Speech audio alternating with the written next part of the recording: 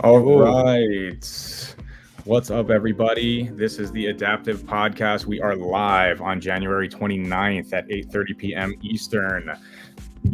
Today's podcast is brought to you by Adaptive, an athletic apparel, and media company. I am Len. We have Elijah and Eddie here. We are going to be bringing our respective points of view of your brown, purple, and blue belts here, while we also talk about, balancing this brand, creating it, and the challenges of doing that. Training, Jiu Jitsu philosophy. We're going to do fight recaps and all that. So thanks for joining us. And yeah, let's get started. Today we are going to do recaps of UFC 270, a little bit about the Ngannou contract stuff, and get a little bit into our personal academy that we train at, Radji Barrett Jiu Jitsu Academy. So with that being said, you guys want to start? yeah, what's happening? What's happening? Ed, you're muted, brother. I thought you were supposed to take me off. Yeah. So why don't we get started? Let's talk about. It's a little late. Sorry, guys. Normally, we'll do a post fight recap like right after the fight. We may not cover every single fight, but we're gonna try to cover at least the big ones. So this last weekend was a huge card. We're going to talk about the co-main events. It was unbelievable. I mean, we have a couple different views on it, but we kind of want to discuss that. So, Ed, Moreno Figueiredo. I mean, what are your thoughts, man? I mean, I can literally watch those guys fight 10 more times. That was one of the best fights I've ever seen. It was an absolute back and forth war, no doubt. I don't think it was as close as, I don't know. I didn't think Davison won. I thought Brandon Moreno did enough. Like, he's the champ. He was the one that was holding front and center of the whole octagon the whole time. His punches seemed to be staggering Davison more whenever he hit him. Yeah, I know Davison dropped him twice, but like one time was like literally at the end of the round when he was getting pieced up the whole round 3. He gets dropped at the end. What's his name? Like grabs onto him. There's like 5 seconds left. It's like, okay. But like outside of those 2 drops, nothing stunned Moreno where he was like, looked like he was wobbly for a second. Like he was just in his face, in the pocket the whole time. I thought he won the fight. Even though the stats were close, I felt like to say that it was a unanimous decision as well, no way. No way. So split decision. At best, split decision. So that's where I completely agree with you. I think that it is absolutely ridiculous that was even. I mean, I'm sorry. Like that fight was just unbelievable, and to think that one of them was a unanimous winner is just absolutely ridiculous. Dude, the moxie on Moreno. I mean, that alone, he should have won the fight on the moxie. Figueiredo, unbelievable fight too. I mean, look at these stats though. The fight was even. I would have liked to have seen a draw. I mean, another one that would have been 2 draws to 1 Moreno win. I mean, would you have been happier with the draw or with? I thought Moreno. I thought Moreno did enough as champ because, like I said, he was pushing the pace.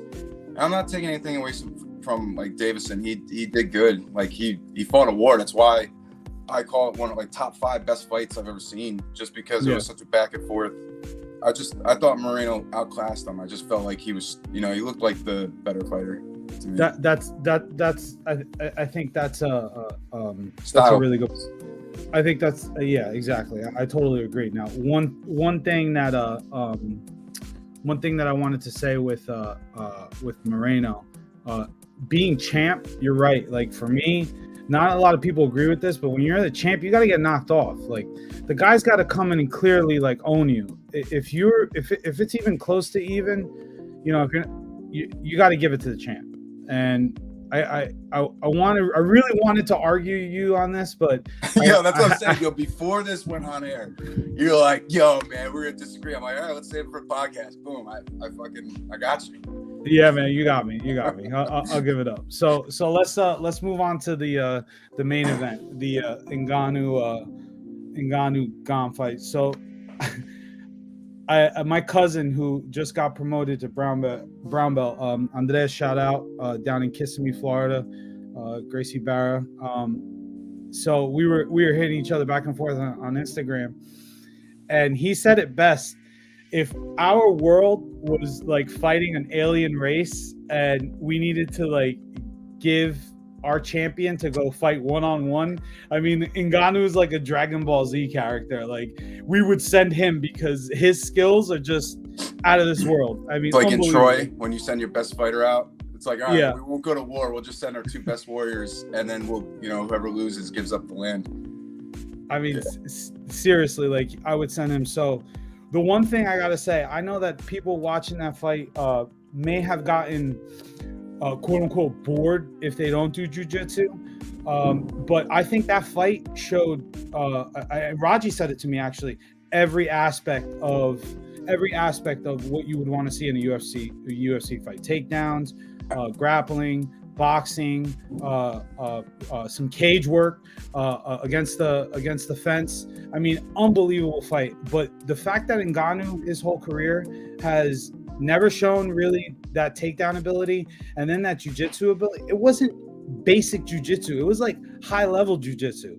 Like, I don't know, it's crazy, man. Nuts. I also think what was really interesting was it showed the IQ of Ngannou, man. Like, he was a much calmer fighter in there, and he came into that fight like 3 weeks in, like, with a MCL tear and like a partial ACL tear.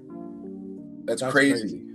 We'll get into that in a second, but like, dude, that fight was going the way I thought it was gonna go. Like, Ciryl Gane was really loose, great footwork, couldn't really get touched the first two rounds, outstruck Ngannou, and then something happened in the 3rd round. He threw like a kick, I remember, and he like grabbed him in midair and slammed him, and it was like, you could see it, Ciryl Gane from that point on, because he was pretty much taken down every round after that. His will, he was broken. And I think Ngannou even talked about that in one of the post-press conferences too, but I even saw it while I was watching the fight. I was like, yeah, he doesn't look the same.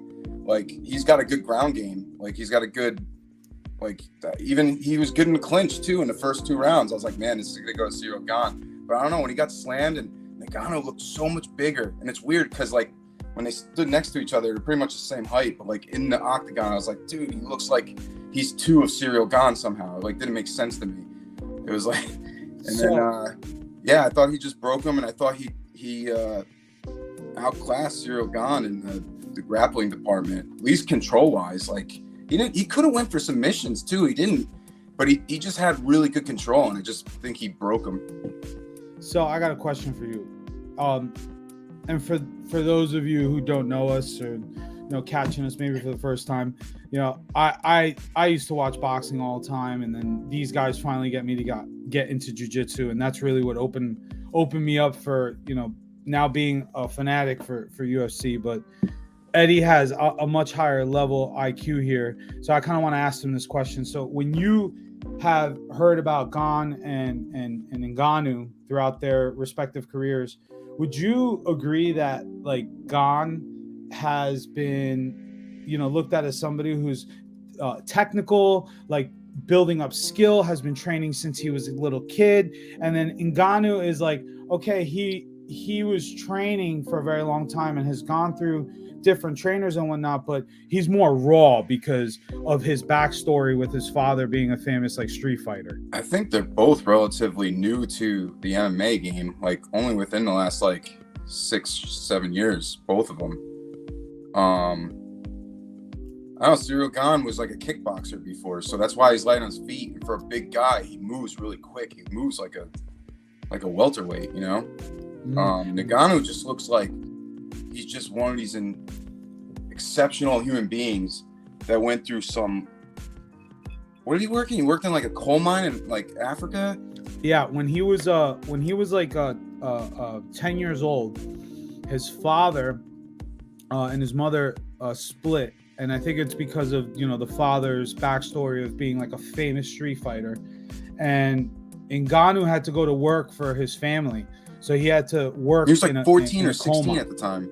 No, he was like 10. Or that. Yeah, he was really young. Yeah. So I don't know. To come back to the fight, I think you're right about how he just broke his will. I mean,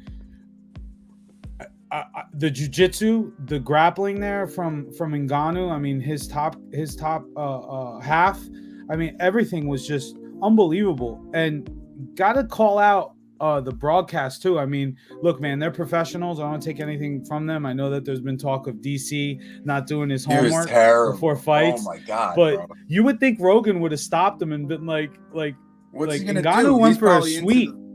He had a highly technical sweep, and then they went into a kind of a 50-50 where Gon was going for the heel hook, or Ngannou was going for the heel hook, and DC was saying, why would he do that? He had position. It was stupid. It's like, no, he had to do that because he got swept.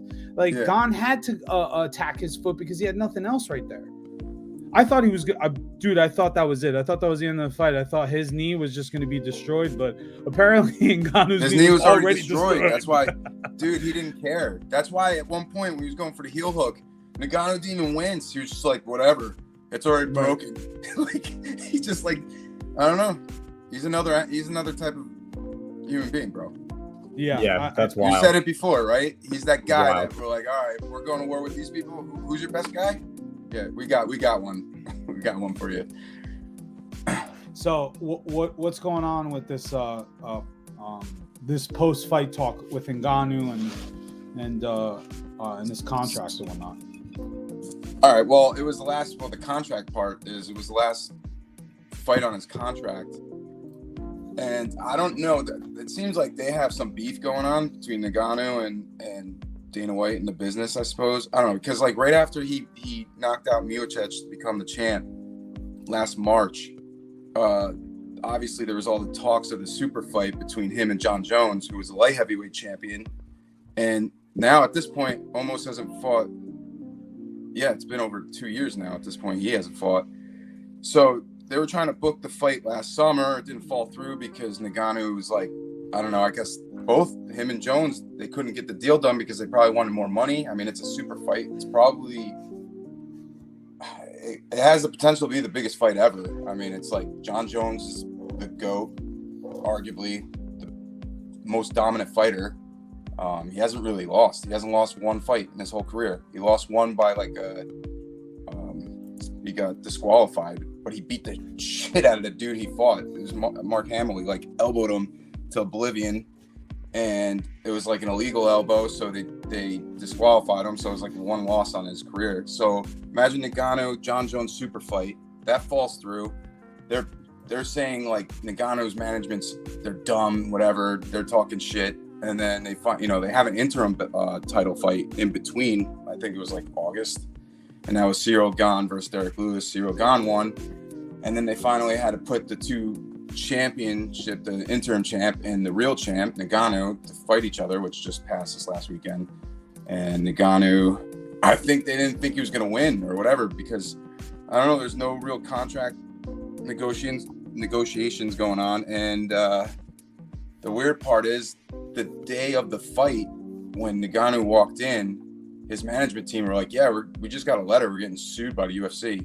Apparently Ngannou talked to Jake Paul's like business partner, and obviously that's like a violation of their contract, I guess. But Ngannou like denied it. He's like, what the hell are they talking about? So it's just really weird timing and everything. It's like, this guy is supposed to be the baddest man on the planet, essentially. He's your heavyweight champ, so he's your biggest champ when you think about it, metaphorically and literally.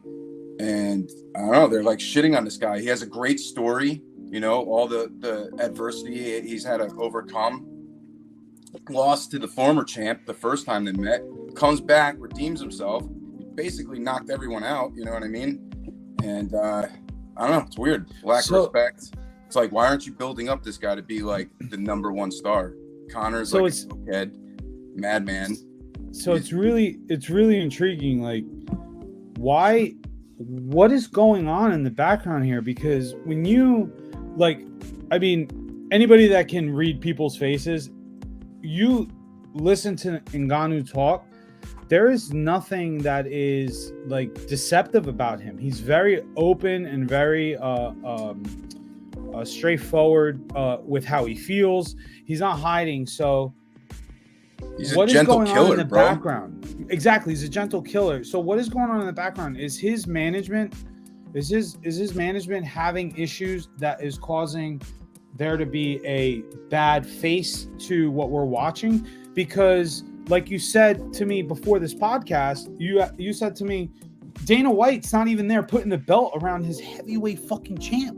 Like, this guy is like, we're literally talking about this guy as if he was fighting one-on-one versus an alien race. Like, we would send him, but Dana White doesn't want to put a belt around him. Well, Like, that's just what I mean. crazy. Like, what's going on behind the scenes? And I don't know. My theory is, I think he's kind of like standing up for himself, you know, and he's probably just being, you know, open in the moment, you know, and he's probably like, nah, I want this. I deserve this. I played ball for this long. You know, the UFC just seems to, I don't know. It's like think about Nate Diaz. That guy's a star. Think about how hard it is for them to like make him happy. You know what I mean? It's like you can't just bring him McGregor money. That guy. Is it really that hard to make that guy happy? Like, you just need to give him airtime. That's pretty much what that guy wants. I mean, those guys are awesome. They literally, all he has to do is flinch at a person and they're throwing beer in the air. Yeah, that video is hilarious. Oh, I wish we could pull that up real quick. But yeah, I don't know, man. I feel like. Yeah, shout out to Mark Reyes here. He's saying that he didn't show up to his post-fight press conference either. That's ridiculous. Like, are you kidding me? Like, you're Dana White. You're the president of the UFC, and you're not showing up to your heavyweight champ. Like, that's the guy you need to be like. Like, Don King used to sit next to Mike Tyson wherever he went. That was his prized possession. How are you not like that? Blows my mind. It's like that's your job. You're the promoter. I do want to get back to one petty. thing here, though. So, he did the same thing to Woodley. Yeah, he didn't show up to the press conference afterwards. Yeah, but Woodley's like, to be fair, I mean, but it just shows you whoever he has beef with, that's how they get treated there. You know, it's not like just an objective business decision. He definitely runs that organization emotionally. No, I guess you're right, because it doesn't make sense, because he is a really good business guy that you would think like. You would like Woodley. He doesn't care. He doesn't care if that guy's going to make him millions. Honestly, he's at that point now too, where he's just,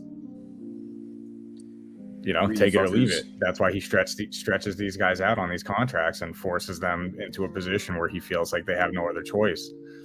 You know, we talked about the Paul brothers, and it was Jake talking shit, right, to Dana.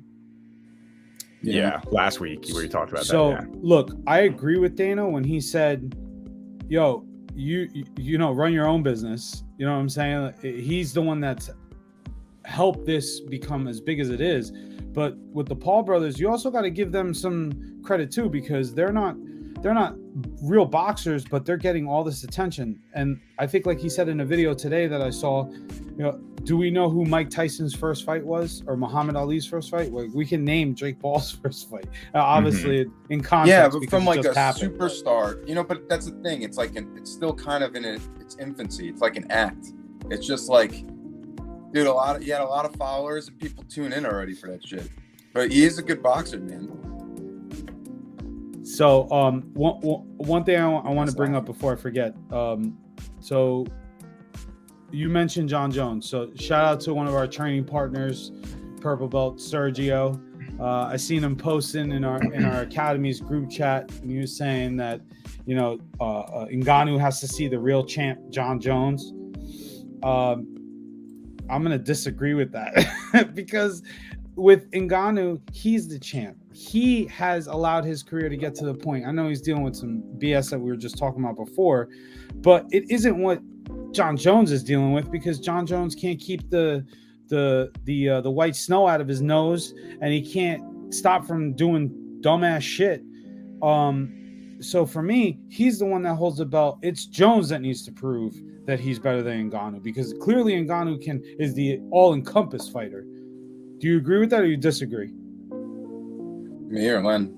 I mean, I agree, because on the current timeline, I mean, I can't argue with you.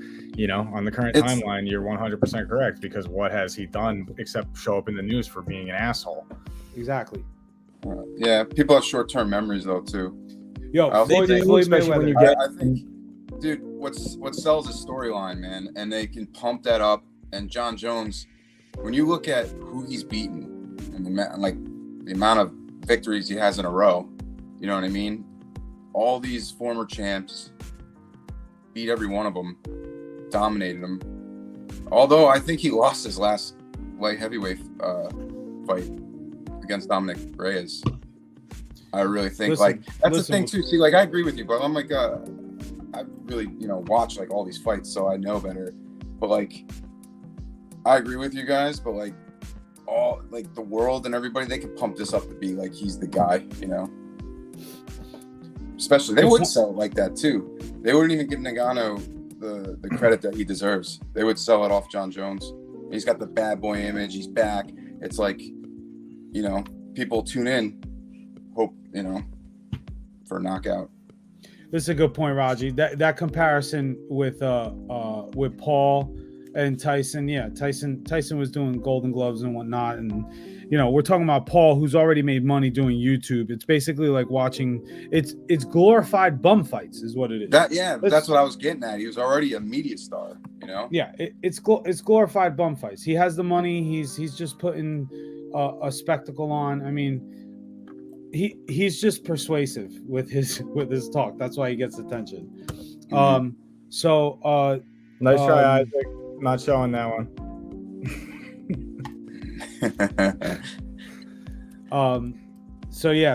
When it comes to Ngannou and Jones, back to what we were talking about, I just feel that, especially now, like after that fight, I don't want to hear about how John Jones is the champ and Ngannou has to see him. It's the other way around. Ngannou's done all the right things.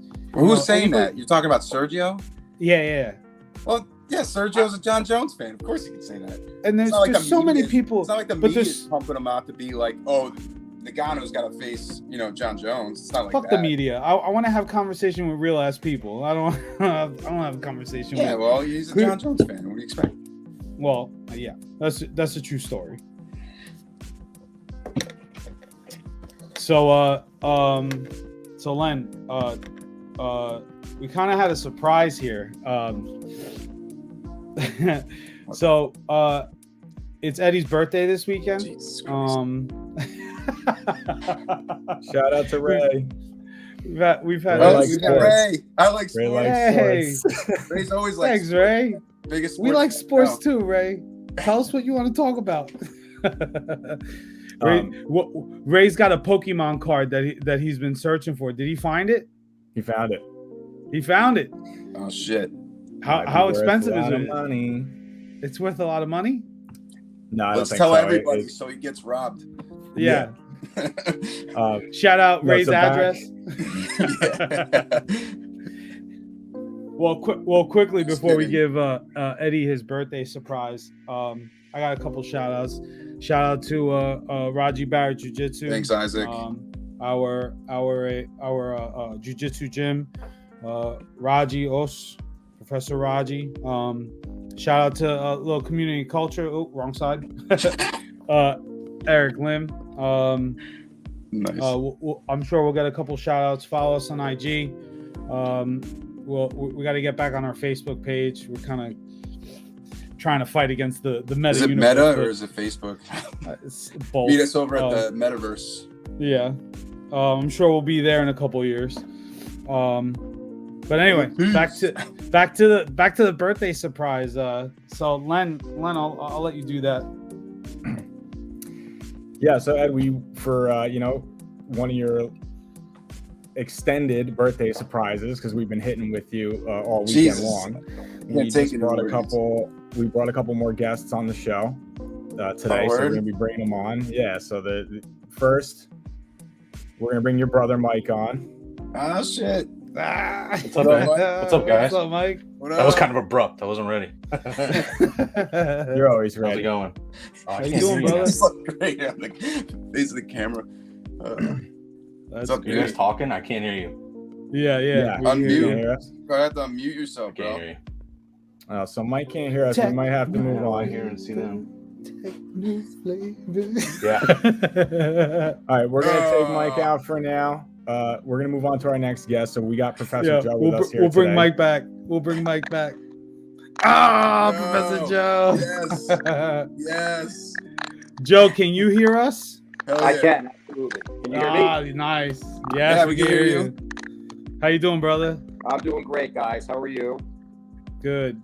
El Griego joins us. Diego, ¿cómo está, Eduardo? How are you, Mike? Muy bien. Muy bien. We are great. Thanks for joining us, Joe. man. So for Thanks, those Joe. of you Thank you for having who me. don't know, Joe is a black belt at our academy, Radji Barrett Jiu Jitsu. He's one of our professors there, an amazing coach and a great friend. And we brought him on today to kind of pay a little bit of tribute to our good friend Eddie here. So yeah, Joe, if you don't mind, we're just going to ask you just a few questions, and then we could just kind of get into a conversation from there. No problem. Sound good? Excellent. Cool. So yeah, man. You know, What's your We kinda favorite wanna- color? and that's it. That's the end of the interview. Yeah. That's the All right. end. See you later, Joe.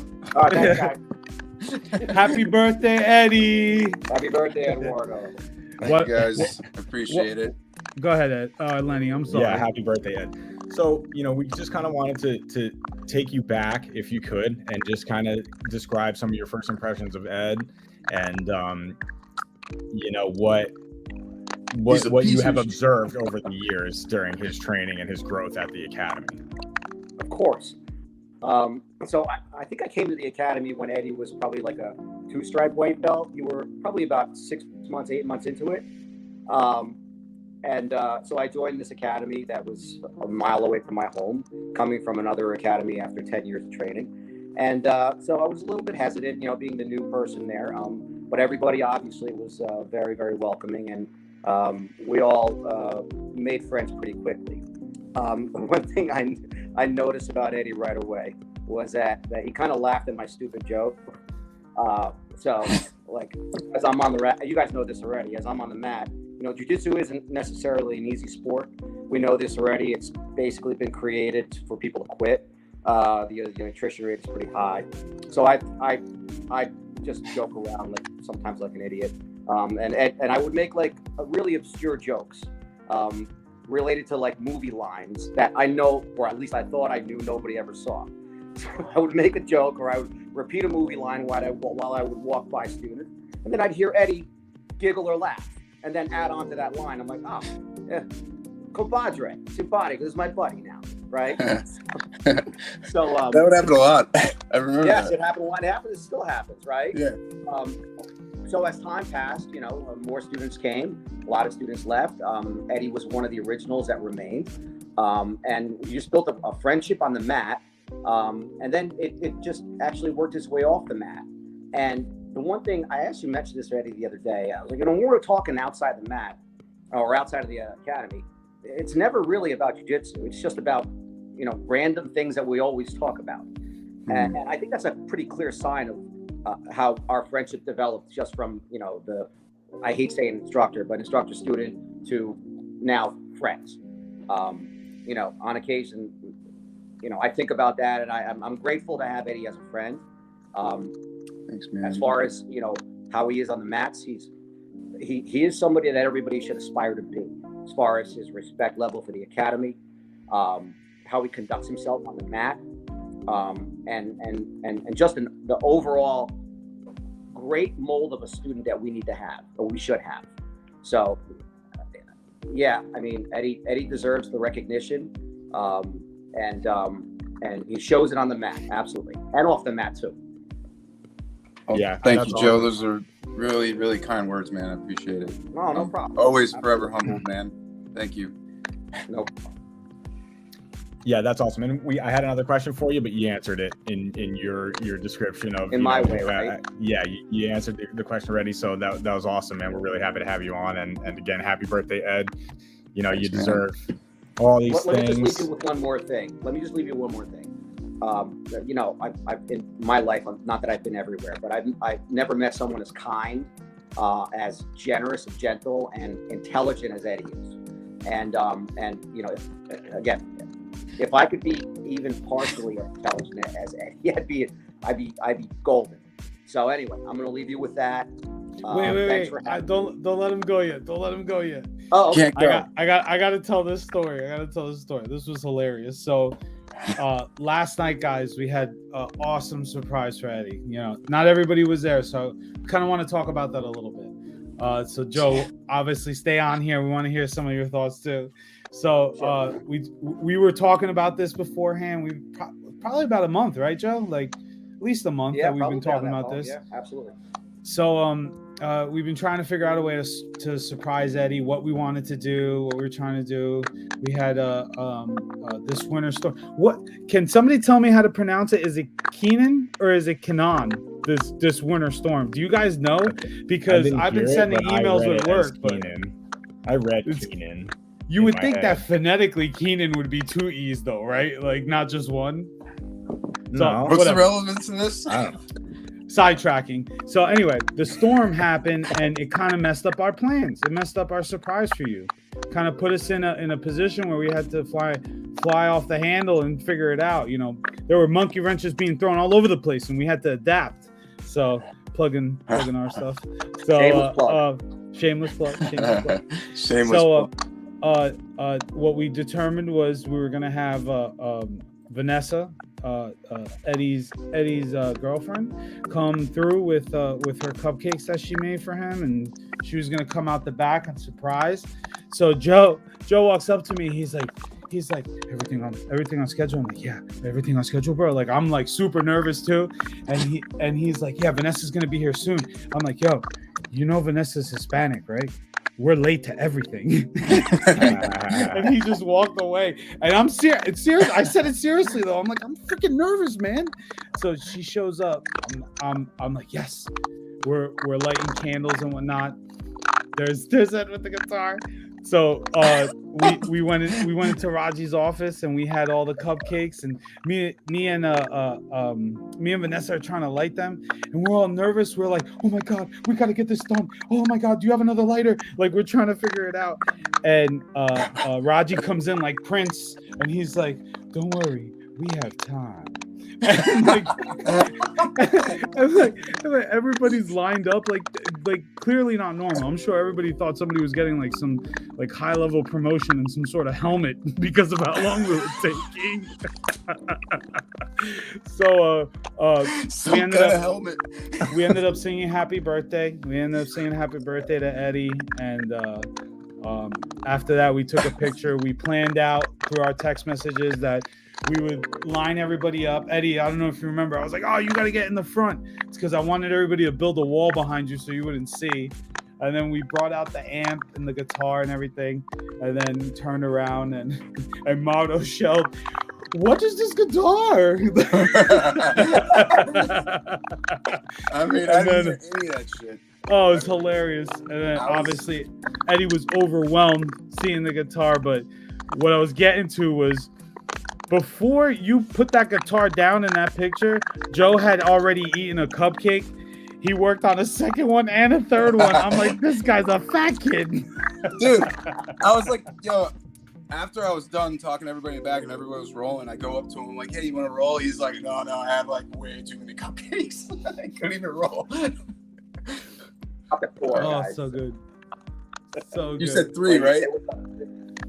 4, actually. I had 1. I think I had 3. I definitely had 3. I had 2 chocolates and a vanilla. They were delicious. I couldn't help myself. So good. You know, guys. Shout out to Vanessa for making those cupcakes. They were amazing. What was that, Joe? Before I bounce, I would say that we did have plans, right, for having a great birthday weekend for you. But last night was so perfect. I wouldn't have had it any other way. It was just great. So and we're all glad that you enjoy your gift too, brother. Thanks, man. Dude, I'm still like, can't believe that. You know, that was honestly like the nicest thing I've like anyone, you know, a whole group of people done for me, man. It's beautiful. Thank you guys. I appreciate it so much. All right, and I'm gonna Joe, bounce. thanks for joining, Joe. Thank you. Yes, thank you, brother. Joe. We love you, man. And guys, he was like, I'm out. Guys, just I clicked so him out know, too soon. I didn't mean to do that. Sorry, Joe. Guys, I thought he was like, I'm out. Boom. just so everybody knows too, you know, Adaptive is going to be doing some cool perspective series stuff where we have conversations with different people, different professions, different perspectives. And Joe is going to be one of them. He's going to be part of our black belt series. We're going to be inviting himself, Professor Radji as well from Radji Barrett Jiu Jitsu.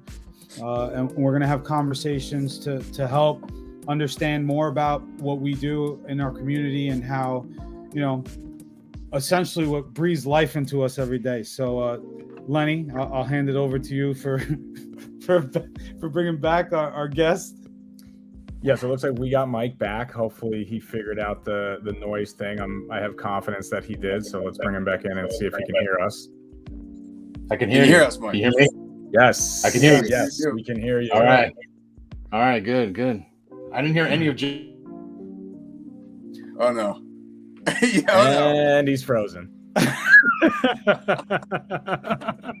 That's so good. Yes. No, he's back. He's back. Now it's all me. He's Eddie back. playing guitar. So what's going on, guys? What's up, brother? How much? You might want to make this fast. Technical difficulties. Yeah. You might want to go quick. I don't know what's going on. Happy birthday. Happy birthday. Yeah, I think I've known him the longest. I'm pretty sure. I think so. You I have think definitely Yeah. known him the I longest. think you got that title. Yeah, I would hope so. So tell us about Eddie when he was a baby. He was a pain in the ass. Is this story time? Is that what this has turned into? This is fucking story time? What's going on here? I tried to convince my mom to give him back when he was about 2 years old, but didn't turn out too well. That's a true I mean, story. I don't regret That's it a now. true To be story. fair, I don't regret it now. To be fair. So This is clearly, true. Mike is Regret that Eddie's for the rest of brother. your life. For those of you who don't know. No. So Mike, Yeah. why don't you tell us maybe some funny stories about Eddie, something that he doesn't Oh, want. Jesus Christ, put out. yo. No, don't do that. Don't embarrass him. I'll give you a brief bio for Ed. He was a pain in the ass when he was little. Like this kid had a trucker. He had a trucker's mouth at 6. The reason why I can say this is because anybody that knows Ed now knows he's a pretty awesome guy. But when he was little, he was the biggest shit in the world. Like you couldn't take him anywhere. He was just a terror. He would curse up a storm. He was running down our street yelling shit that like our neighbors were like, your 6-year-old is running around saying this and that, And of course I got the blame of my friends because our mouths weren't that great. But yeah, Eddie started off obnoxious and he's become quite the guy. He also got me into the MMA and Jiu Jitsu stuff. I remember him trying to get me to watch UFC for a while, and that was pretty funny because I'm like, dude, I don't want to watch these guys hump each other. And he's like, no, I'm telling you, it's more than that. He said the same thing to me. Yeah, It's only a part of it. It's a small percentage. The humping's just a small percentage. I don't know, man. That Johnny Hendricks GSP last fight, it looked like Hendricks was trying to hump the crap out of GSP, but I'm dating myself there. All right. Well, yeah. Let's not get ourselves kicked off of YouTube because we know how sensitive they are. So They like that kind of stuff. But yeah, Eddie got me into this stuff. I probably got him to all the movies and comic books and everything else when he was younger. But he's always been athletic, man. I mean, I said to Eddie, if he was like 6 foot tall, he would have played a professional sport. He could. I mean, 100%. I remember he never played a lick of baseball, and I went out there and I was firing the ball into him, and he was just ripping them. I'm like, are you kidding me? The kid never played a single day of hardball in his life, and I'm ripping him in there, and he was hitting it like, hey man, when are you gonna start throwing that ball hard? Like, oh, okay. He's always had a cannon for an arm, and then when actually I got introduced to Radji, and I said to Ed the first day after that, I was like, yo, I found a thing for you. And he was like, okay, me and Lenny are gonna go. And he took right to it. It was cool because we both got our first stripe on the same day, and then Eddie just like a rocket ship took off. He lives and eats that, man. That's all he talks about. Everything I talk to him about, he compares it to jiu-jitsu, and I used to love going to watch the fights, all the UFC stuff, and listen to you guys talk about it kind of makes me want to go back out and watch some of those fights, even though it's kind of We all pirate it now, man. There's no more going out. We just watch it from our own. I know, but that was kind of fun when you go out, like when we were all together. Yeah, when we were all together watching, McGregor knock out Aldo. Yeah, Oh, an Elixir. Dude. There was a big crew of us that went and saw that fight, and we had like the back room Elixir, and like the whole place And it was just erupted. over. Yeah, it was like 13 seconds. We were like, oh my god, it's over. It's like the craziest Or watching Anderson Silva break his leg, and then Chris Weidman break his leg, or Yeah. Those were good times. But that was all Ed, man. He convinced me it was more than just humping two guys, So yeah, it was fun. Yeah, but that's Ed, man. He puts his energy into that. He would do jiu-jitsu only if that's all he could do. I can tell you that. So. And yeah, that's the goal. That's the goal, baby. And you know what's funny too? When you go to jiu-jitsu and you see the way everybody rolls, right? So I've rolled with Joe, I've rolled with Radji, I've rolled with Eddie, I've rolled with Lenny. And Raji's like, I don't know, man. It's like he's bored because he's so methodical and slow, and he's kind of closes his eyes sometimes when he's doing it. And then like you go with Eddie and it's like 180. Eddie's quick. He's on this side, then he's on that side real fast. Before you know it, you're like, dude, are you pulling my ass through my mouth? Like, what's going on right now? And then that's the interesting thing is Radji's his mentor, and their styles are nothing alike. It's like the way they approach it, the way you can approach it. That's what makes jiu-jitsu such a beautiful art form. I don't know if I agree with that. I don't know. Honestly, I wrote that down because to me, it's like the way Eddie rolls. So he is exactly like Radji. The thing is though, it feels like it's not Radji because he's doing it at a higher speed. Because if he's doing it at a higher speed, he doesn't need to worry about the space. Yeah. Where Radji doesn't care about the space. You're literally his baby that he's rocking to sleep. Well, that's what it is too. There's a size difference, right? So like you go with Joe and you go with Radji. I mean, Joe's like 5'7" or something, and Radji's like maybe just shy of 6 foot. And there's a frame to them too. Radji's much stronger and bigger, and Joe's quicker and like I don't want to say slicker, but like he's like trying to grab like a wet eel, it's just a different approach, and that's what makes your game good. You have to go up against an Eddie, against a Joe, and against a Radji in order to feel the game for everybody. You know what I mean? Everybody's going to bring something different, and that's what they do. And seeing Eddie go from that beginner first day to him coming to my basement and show me a couple tricks here and there. I'm like, the last time he was doing it, he was trying to show me like 4 things off of one move, and I'm like, man, and he was just smooth and looking good. You know what I mean? It was like he didn't have to use his speed as much as he did, which makes him even more potent when he does. But he's a beast, bro. Yeah, that's again, I'm a couple years removed from being there, but I miss it, and I miss the guys and the camaraderie, and definitely, obviously you coming back, man. Yeah. Once Logan's good, I don't have a babysitter for him. My wife works at night, so right now he's not tame enough to go there. As you could see, even when I'm there, he ran in a circle the whole time when I went the one day. So that's okay. We'll just put a track around the mat, and he just has to run the entire time. Oh yeah, dude, I would love to have Radji be able to get in there and like get my son some sort of obedience, because the kid's got so much energy. He love doing this stuff because he loves wrestling with me. When we go on the bed and play around, he loves me tossing onto the pillows and tackling me and everything. And Eddie knows that he gets wild. He'll come in with his head straight into you. You're like, hey, what bro? As I'm sure if Radji was on right now, I'm sure as he would say, he wants the kids, man. He wants the kids. Bring them. Bring them. Come in the class. You know how many times I watched Radji? Radji just commented. Shout out to Radji, saying he loves fitness. Well, nice. He's watching. I love you, Radji. So, yeah, I remember watching Radji teach the kids classes there, because I would go early. I would sit for like 20 minutes watching them, and the patience he's shown. And I'm watching these kids like, man, I would kick that kid right through the glass. But Radji has tremendous patience with these kids, and it's not only that with the adults too, because there's like, obviously some people that like, there was one guy when I first started going, he was like a purple belt, and he's ramming his elbow into my forehead, and I'm like, dude, I don't know what I'm doing. He's talking about Howie, Lenny. Yeah, how he was like that. Oh yeah, fuck that guy. Yeah, it was literally like he was trying to he was trying What to an dig my idiot hand that into guy the was. mat.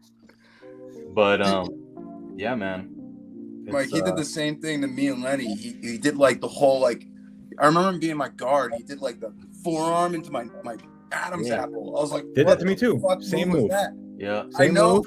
yeah, Dude, I you couldn't remember? swallow for like 2 weeks. He crushed it. yeah. Bro, crushed it. we went to Dude, I Movement. actually thought he Asshole. dislocated. If you're watching, you're an You know- asshole. You know what's funny? I thought he dislocated my not. jaw.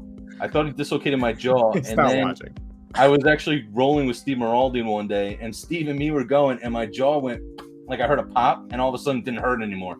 But the one, but fixed it. before, yeah, but that's because Steve's like twice my size. The Howie guy was just like, "Oh, you're a white belt? Okay, I guess I'm just gonna ram my elbow into your forehead till your head's in the ground." So That's like, don't do that shit. no, and but that was what I loved about it was Radji was like, "Yo, you can't do this. You gotta either chill out or get out," Right. and he did. Shout out to multitasking, that dad life. Yeah,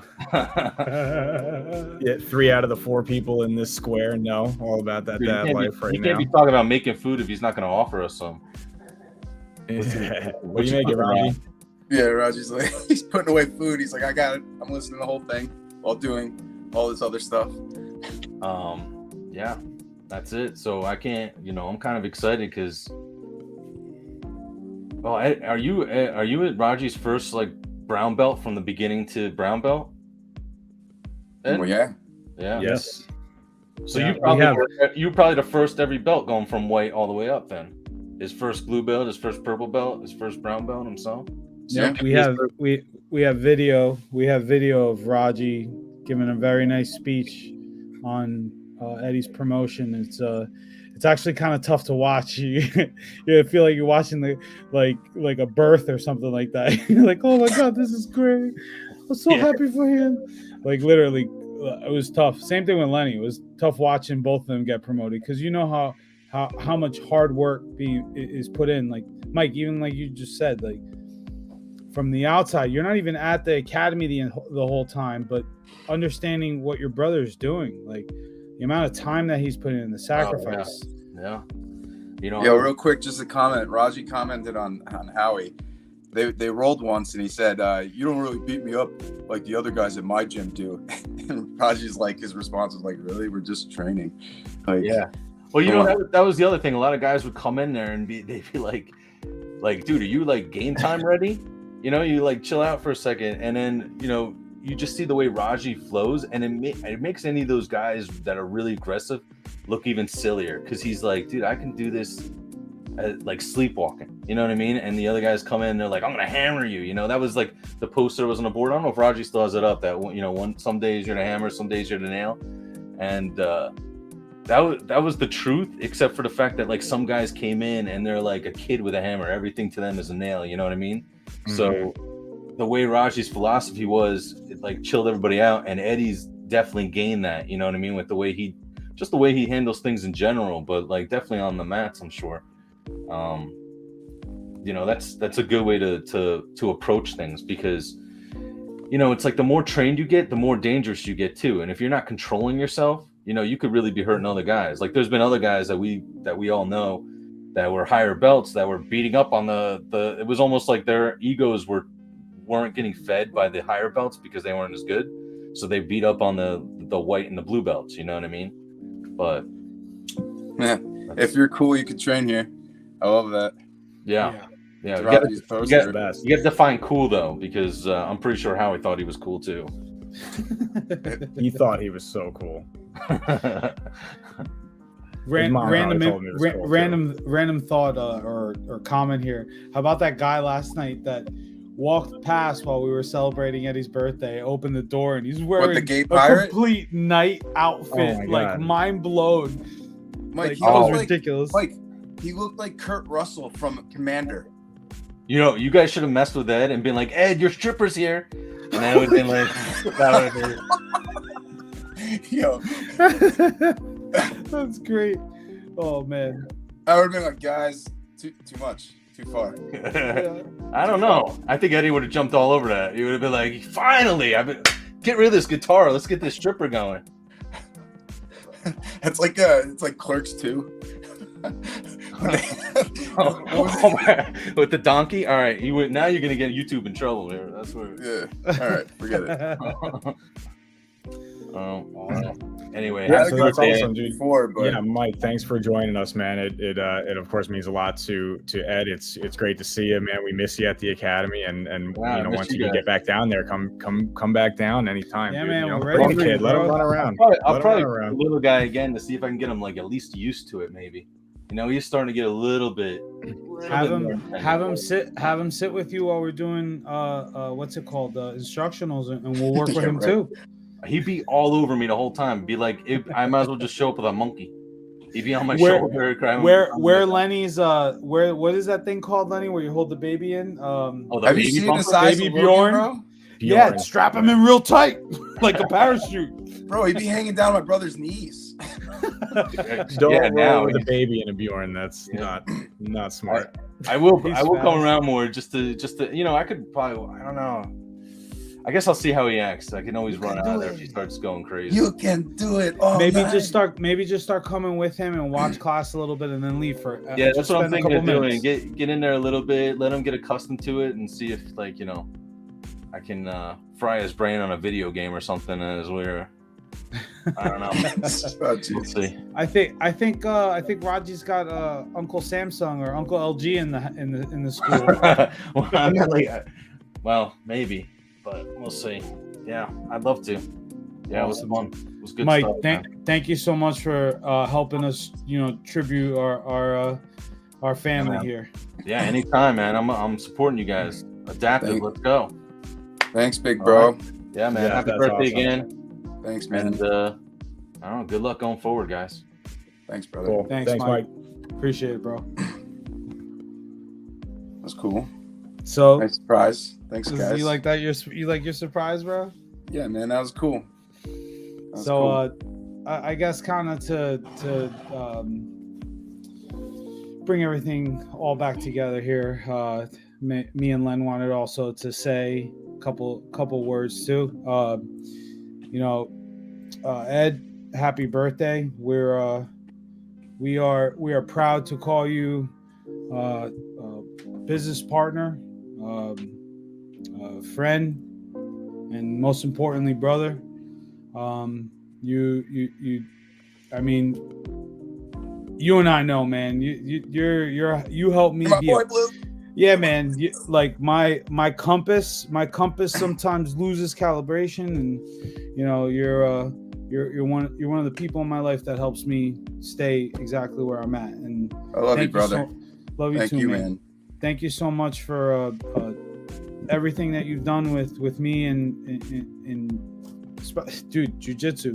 I mean, that was a key. That was a puzzle piece I needed. I mean, look, my energy and everything I do now is the three of us and what we're doing with Adaptive and wanting to make our community better, wanting to make our training partners better. Learning under Radji and really spreading his understanding and his concepts of jiu-jitsu. And you are the perfect example of that. I mean, you are probably 60 pounds, 70 pounds lighter than Radji is, maybe 50, something like that. And your pressure feels like his and your movement feels like his. Mike was talking about your game before. You move a little bit faster, but it's like the same exact game. I think I emulate a lot of the same style. I just think I'm just a smaller, quicker version, I suppose. But it's not to say he's not explosive or quick. He's just more methodical. He's just been in it a lot longer. My game's slowing down too. Eddie, you are the perfect example of his pupil, and I know that if he was on here, he'd say the same thing. That how proud of you. We've heard him say it. We have video of it. We have evidence. So thank you for also being a mentor to me. I know we had Professor Joe on as well. He's an important mentor to us. Absolutely. He mentioned it. He said he felt cliche saying that the relationship of instructor to student. You're an instructor, bro. You truly are. I follow your follow your lead. I may be, have contrary points sometimes and try to fight something to try to figure it out for me, but hands down, you're always right. Period. So no, man. That's part of it too, man. It's just self-discovery, most of it. You know what I mean? No, you teach me. I can only show you the door, bro. You've taught me so much, man. I just said to him the other day, the last 6 months, he actually took his Eddie dial of education and was off, and he turned it off. The only time he ever gave me anything was if I said, Eddie, what is this? If I didn't ask him, he didn't do anything, and he knew that his instructor self knew that he didn't need to do anything right now. That I had Professor Joe, Radji, Trattini. I had the influences of all my other training partners that were guiding me, and what he was doing was nudging me in our roles. He wasn't verbalizing anything. And I just said it to him the other day. I said, you haven't actually said anything to me, and you did it on purpose. You were like, nah, I backed off because I didn't want to overload you. Well, we're having more competitive roles too, so you were figuring stuff out. So it's like you find your way sometimes. Well, you want me to beat you? You're already beating me. No. For those of you who don't, and incremental moments in time. For those of you who don't train, who may be listening to this for the first time, or watching rolls when we post videos, or watching your own videos, if you submit somebody, that doesn't mean anything. Okay, you submitted something cool, maybe you get to put a flag there, but if I've submitted a higher belt, all that means is progress. If I submitted Eddie one time, all that meant is progress. I'm nowhere near the level of practitioner that he is. So anybody that's listening, new listeners, if you trying to understand jiu-jitsu grappling, when you see our posts, you'll understand, we leave our ego at the door, because it's I'm rambling. I'm sorry. I'll let you go, Len. You want to add anything, Lenny, man? Yeah, so not about me, but just talk about. Yeah, talk about me more. I was like, wait a minute, I didn't mean it like that. It's no secret, man. I mean, I think how all of us feel about you as friends. I mean, we've all been friends for 20-something years going on now at this point, right? And so we just kind of wanted to bring this little tribute to you. I was trying to convince Eli on the side, hey, let's stop piling on him, because it's been an hour already. And, I don't want to keep embarrassing the guy. But no, with that, we love you, bro. And, I wouldn't have started jiu-jitsu without you. So, and then subsequently the brand, of course. So, it's just been a cornerstone that has changed pretty much all of our lives that we started on, man. And it's awesome, dude. So, you're definitely one of my best friends, one of all of our best friends. And we're happy to be doing this for you, dude. You deserve it, man. You deserve to hear this shit. So, yeah. I'm going to leave it at that, because, I think that we had a great show tonight. Thank you to everybody who tuned in. You guys are awesome. Thank you for leaving comments and interacting with us. Happy birthday again to Eddie. You guys can check out our new products at the website, adaptivejujitsu.com. Follow us at Adaptive Jiu-Jitsu on Instagram. And, of course, as always, the podcast is brought to you by Radji Barrett Jiu-Jitsu Academy. It's at 540 Ford's, New Brunswick Avenue in Fords. And, there's classes every single day. You can also follow him at RadjiBarrettJiu-Jitsu.com and Radji Barrett Jiu-Jitsu on Instagram. Get the schedules. Come check it out. Come meet us in person. We'd love to have you, man. And we just come train, right? Adapt or get tomorrow's tapped, open guys. mat. Tomorrow's open mat. I want to see everybody. Come down and see us there. Bro. And with that, we'll see you guys next week. Later. Thanks again, guys. All the birthday wishes and everything. Thank you guys so much. Forever Happy great. birthday, brother. Peace.